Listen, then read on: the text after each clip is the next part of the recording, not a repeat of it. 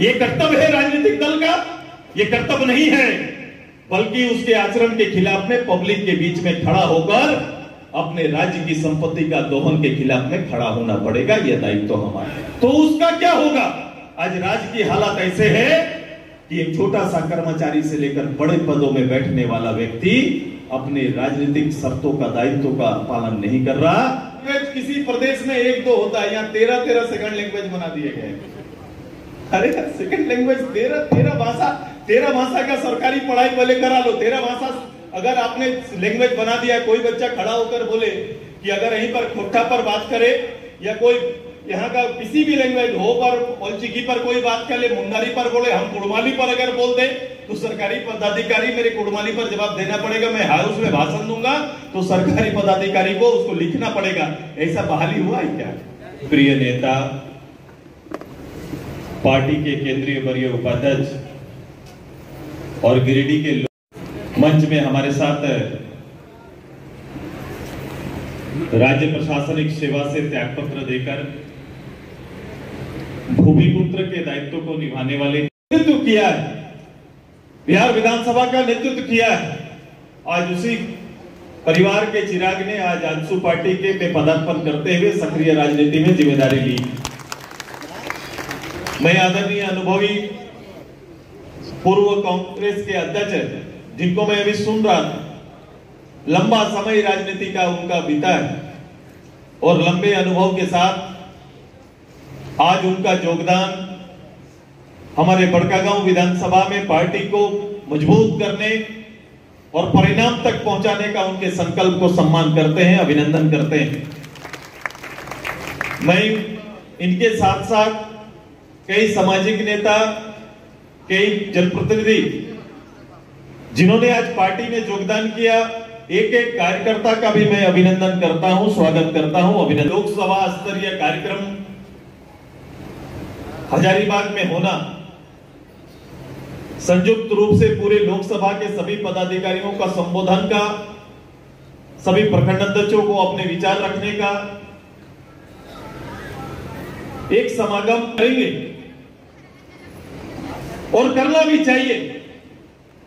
लेकिन मेरा यहां पर आना और पार्टी का कार्यक्रम होना, यह पार्टी का रूटीन कार्यक्रम के हिस्सा है और आने वाले समय पार्टी के पदाधिकारी कार्यकर्ताओं को जवाबदेही के साथ इस राज्य में एक पद में होने का राजनीतिक और जिस दायित्व को पूरा करने का जिम्मेदारी के साथ पार्टी के पदाधिकारी काम करते हैं। ये बातें, ये चर्चाएं कभी भी गैर वैचारिक लोगों के पास आपको नहीं मिलेगा। मैं अपने पार्टी के कार्यकर्ताओं से आग्रह करता हूं कि आपने पार्टी के इस संदेश को तो बड़ा अच्छे रूप से पढ़ा है। कोई आ जाएगी, कोई एमएलए एमपी बन जाएंगे, ये कोई नई बात नहीं होगी। लोग 20-22 साल से इन चीजों को देख रहे हैं, लेकिन राजनीतिक दायित्व ये कहता है कि मुख्यमंत्री का होना इस प्रदेश में पर्याप्त नहीं है। इस प्रदेश में मुख्यमंत्री के दायित्व का बोध होना ज्यादा पर्याप्त होगा कि मुख्यमंत्री को अपने दायित्व का बोध होना चाहिए। मंत्री का होना पर्याप्त नहीं है, मंत्री को दायित्व का बोध होना ज्यादा जरूरी है कि अगर मंत्री है तो उनका दायित्व क्या है। उसी तरह से हमारा असेंबली मेंबर ऑफ पार्लियामेंट का भी यह दायित्व है। जब ये दायित्व के प्रति आगाह नहीं रहते हैं, सचेत नहीं रहते हैं या उनको नहीं निभाते हैं, तो निश्चित रूप से ऐसे ही गांव में बैठकर निराशा छाती है और लोग विकल्प की तलाश करते हैं।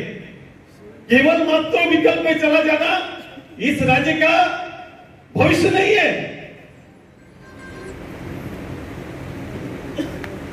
कहावत है, जैसा देश वैसा भेष। ये दोनों हो सकता है, ये दो तरफ से बदल सकता है। एक लोगों अपना आचरण, अपना देश का स्वभाव को बदलना पड़ेगा, या फिर नेतृत्व को, अपने लीडरशिप से देश को अपने स्वभाव में लाना पड़ेगा। ये दो परिवर्तन हो सकता है, दो चेंज ला सकता है। ये बदलाव का दो सूत्र है, या तो लोगों के बीच में जाओ, लोगों के बीच में लोगों को तैयार करो, लोगों का जनमत को सही रूप से सही जगह पर सही सांचे पर ले जाने की तैयारी करो, या फिर अपने बीच से ऐसा लीडरशिप पैदा करो जो पूरे प्रदेश को बेहतर दिशा दे सकता है। यह दायित्व है हमारा, यह दायित्व ये कहीं न किसी तरह से जगह और शीर्ष पर आप जा सकते हैं, लेकिन इस राज्य के लिए लंबे समय तक विचारों को और डेवलपमेंट को स्थापित आप नहीं कर सकते। अगर ऐसा होता, ऐसे मन के लोग होते, ऐसा नेतृत्व होता, तो झारखंड का वर्तमान समय में बैठकर ऐसी हालत न होती। मैंने एक बार कहा था कि विधायक, सांसद, मंत्री, मुख्यमंत्री,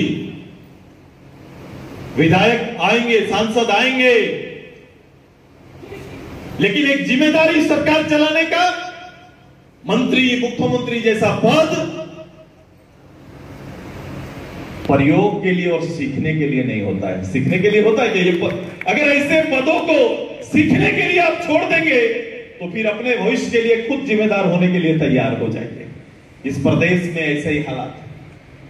इस प्रदेश का हालात का सबसे बड़ा कारण है कि हम लोगों ने सत्ता के शीर्ष में और दायित्व का नेतृत्व करने वाले लोगों को उनके हुनर के आधार पर नहीं बैठाया है, और हमारा चयन भी उस आधार पर होता नहीं है। किसका पुत्र है तो स्वाभाविक रूप से उसका चयन हो जाता है। ये लोकतांत्रिक भाव का केंद्र के लोकतंत्र को कमजोर करता है। हाँ, हुनरवान है, उनमें क्षमता है, उनमें लोगों की भावना को केंद्रित करते हुए नेतृत्व देने का, अपने राज्य के लिए, देश के लिए सोचने की ताकत अगर उसमें है तो स्वाभाविक रूप से पब्लिक उनको गद्दी पर लाएगी।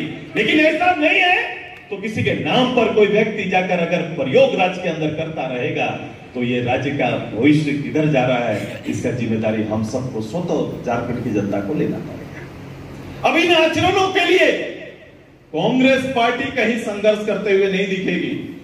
इन आचरण के लिए झारखंड मुक्ति मोर्चा काम करते हुए नहीं दिखेगा। इस झारखंड में केवल आज सुबह आपको काम करना पड़ेगा। इसके लिए आपको काम और मेहनत करना पड़ेगा। मैं जानता हूं कहां जाना है, हम कहां जाना चाहते हैं, आपकी भावनाओं का हम सम्मान करते हैं, लेकिन भावना ये ऐसी नहीं होनी चाहिए। भावनाओं के लिए जिस दिन गवर्नमेंट बने, जिस दिन सरकार आए, जिस दिन आपका नेतृत्व आए, उस दिन झारखंड के एक एक गरीब गुरुआ के मन में खुशी होनी चाहिए, बोध होना है। ये कर्तव्य है राजनीतिक दल का, ये कर्तव्य नहीं है, बल्कि उसके आचरण के खिलाफ में पब्लिक के बीच में खड़ा होकर अपने राज्य की संपत्ति का दोहन के खिलाफ में खड़ा होना पड़ेगा। यह दायित्व तो हमारा है कि आज के समय में जो हालात है वो हालात सरकार ने बनाए। कभी अब लोग बोलते हैं कि अपराधी होते हैं, अपराधी होता है तो कानून भी है, तो उसका क्या होगा। आज राज्य की हालत ऐसे है कि एक छोटा सा कर्मचारी से लेकर बड़े पदों में बैठने वाला व्यक्ति अपने राजनीतिक शर्तों का, दायित्व का पालन नहीं कर रहा, बल्कि एक भक्षक अपराधी वाला चरित्र अपनाकर काम कर रहा है। यही दायित्व निभा रहा है, यही राजधर्म चल रहा है, यही राजधर्म चल रहा है। बड़ी किताबों को पढ़कर संकल्प लेकर आने वाले लोग जो लोगों की सेवा का दायित्व ले हैं, सरकारी पदाधिकारी का आचरण भी सरकार ने बदल कर रख दिया है।